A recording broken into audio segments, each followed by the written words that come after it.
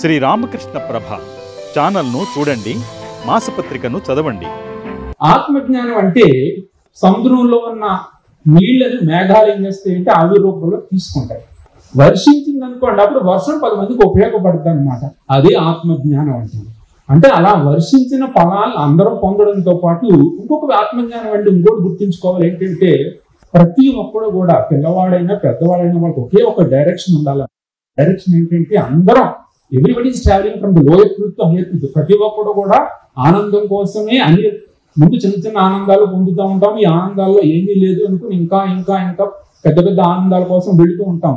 కానీ ఈ ఆత్మజ్ఞానం ఏంటంటే ఆ వర్షించిన వర్షాన్ని యొక్క ఫలాలను పొందుతూనే ప్రతి యువకుడు యువత కూడా ఒక విషయాన్ని గుర్తుంచుకోవాలి. ఆత్మ అనే వర్డ్ ఏంటంటే ఒక డిఫికల్ట్ వర్డ్ గా అనిపిస్తూ ఉంటుంది అనమాట.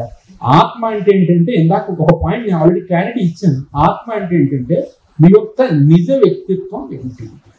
మనం అందరం కూడా ఒక అద్దె వ్యక్తిత్వాన్ని తెచ్చుకుని దానిని ఆపాదించుకొని నేను ఇది నేను ఇది నేను ఇది నేను ఇది చెడ్డ నేను మంచి నాకు ఎంత ఉంది ఇవన్నీ అనుకుంటాం అనమాట. మీరు మీ సెల్ఫిష్నెస్ అలాగే ఎక్స్పాండ్ చేస్తూ పోతే అప్పుడు ఏమవుతుందంటే, నేను ఒక ఇంటర్వ్యూ చూశాను, సుధామూర్తి వాళ్ళ ఇంటర్వ్యూ చూశాను. మీరు ఇంత పెద్ద ఇన్ఫోసిస్ ఫౌండేషన్ కి మీరు పెద్ద డైరెక్టర్ గా ఉన్నప్పుడు మీరు ఎలా మీలో ఉన్న ఈగోని అయ్యంటాను చూసారండి. ఆ ఈగో ఎందుకంటే ఒక కొత్త సూటు బూటు వేస్తేనే పిల్లవాళ్ళని ఆపలేని ఈ రోజుల్లో పోజు కొట్టేస్తూ ఉంటారనమాట. కానీ అంత ఇన్ఫోసిస్ ఫౌండేషన్ చైర్మన్ అడిగారు, ప్రశ్న వేశారు, మీరు ఎలా ఈగోని కంట్రోల్ చేస్తున్నారు అన్నప్పుడు ఆ నారాయణమూర్తి గారు ఏం చెప్పారంటే, ఇందులో ఏముంది, నాలో ఏమీ లేదు, నన్ను నమ్ముకుని నాలో నా వాళ్ళు మా టీం మెంబర్స్ అందరూ కూడా నాకు సహకరించారు కదా, వాళ్ళనే గుర్తు తెచ్చుకుంటాను అన్నారు ఆయన. వాళ్ళనే ఎప్పుడు గుర్తు తెచ్చుకుంటే నాలో ఈగో ఏముంది అని చెప్పారు.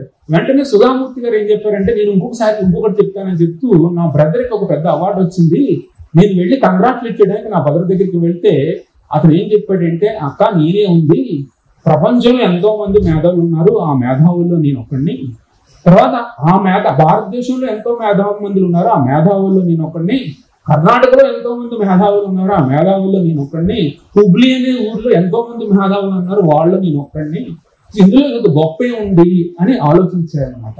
ఇప్పుడు అలా ఎక్స్పాండ్ చేస్తున్నప్పుడు ఏమవుతుందంటే, మనలో ఉన్న నిజతత్వం మనకు బోధపడతా ఉంటుంది అనమాట. మనలో ఉన్న నిజత కంటే ఏమవుద్ది, ఆ చిన్నపాటి మీరు అని ఏదైతే అనుకున్నామో దాన్ని ఎక్స్పాండ్ చేసుకుపోతున్నప్పుడు ఏంటంటే, మనలో ఒక విషయం అర్థమయ్యి మనకి ఏమవుద్దంటే, ఇంతకంటే విలువైనది మరొకటి ఏదో ఉందన్నమాట అనే ఆలోచన రావాలన్నమాట. దాన్ని ఏమంటారంటే, మోడర్న్ టెర్మినాలజీలో ఏమంటారంటే డిస్కవర్ టైమ్లెస్ అంటారు.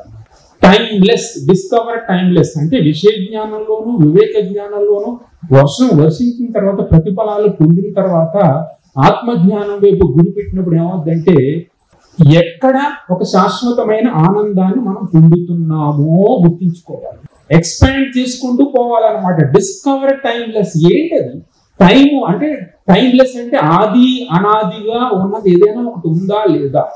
ఇప్పుడు ఏమంటారంటే బ్లాక్ హోల్ అంటారు, బిగ్ బ్యాంగ్ థియరీ ఇవన్నీ చెప్తున్నారు అనమాట.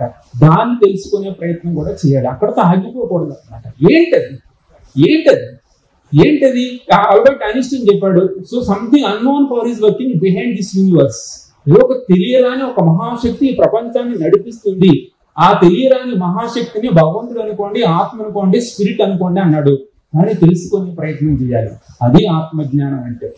సో ఇంకొకటి ఇక్కడ నారాయణమూర్తి గారు చెప్పింది ఒక విషయం కూడా ఉంది, మర్చిపోయాను. ఆయన ఏమన్నారంటే, నాలో గొప్పతనాన్ని గుర్తించే కంటే నా గొప్పతనం పొందడానికి కారణమైన సబార్డినేట్స్ అందరినీ గుర్తించుకోవాలని చెప్పారు.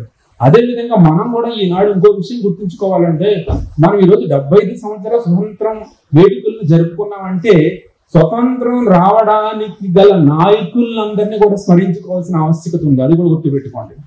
అంతేగాని స్వతంత్రం అంటే చూడండి, బ్రిటిష్ వారి కోరల నుంచి మనం విడిపించారంటే ఎంతమంది పోరాటాలు చేసే విషయం కూడా గుర్తుంచుకోవాలి. వాళ్ళ పోరాటాలు, వాళ్ళ యొక్క నిస్వార్థ పరిశ్రమ కూడా మనకు స్వతంత్రాన్ని తెచ్చిపెట్టింది. ఆత్మజ్ఞానం వచ్చింది అనుకోండి, అప్పుడు ఏంటంటే జీవితంలో ఎదురయ్యే ఒడిదుడుకులు, కష్ట సుఖాలు, లాభాలు, జయాలు ఇవన్నిటి మధ్యనే విషయ జ్ఞానం వివేక జ్ఞానం ఉన్నా కూడా వీటన్నిటి మధ్యనే ప్రయాణం చేస్తూ ఉంటాం అనమాట. ఈ ఒడిదుడికి అతీతంగా పోయే స్థితి ఆత్మజ్ఞానం పొందడం ద్వారా కలుగుతుంది అన్నమాట. ఇది పిల్లలు ఎవరికి తెలుసుకోలేరు. ఎందుకంటే ఇప్పుడు వాడికి మంచి ర్యాంక్ వచ్చింది అనుకోండి, కాలర్ ఎగరేస్తాడు. ఎగ్జామ్ లో ఫెయిల్ అయిపోయింది అనుకోండి, రూమ్ లో కూర్చుని ఏడుస్తూ ఉంటాడు అనమాట. అదే ఒక బిజినెస్ మ్యాన్ కి మంచి లాభం వచ్చింది అనుకోండి, బాగానే ఉంటాడు. నష్టం వచ్చింది కుంగిపోతూ ఉంటాడు అనమాట. మీకు సుఖ దుఃఖాలకి అతీతంగా పోయే జ్ఞానం మరొకటి ఏదైనా ఉంది అంటే ఆత్మజ్ఞానం అని తెలుసుకోవాలన్నమాట. ఆత్మజ్ఞానం అంటే అది అభూత కల్పన, ఏదో భయపెట్టించేసే వర్డ్ కాదనమాట. కానీ దాన్ని ఎలా తెలుసుకోవాలి? రెండింటిని అతీతంగా ఉండగలిగే స్థాయి నా నిజ స్వరూపము. ఇది ఇవన్నీ వచ్చే పోయేవే, నాకంటూ ఒక స్థితి ఉంది అని తెలుసుకోవడమే అర్థం అన్నమాట.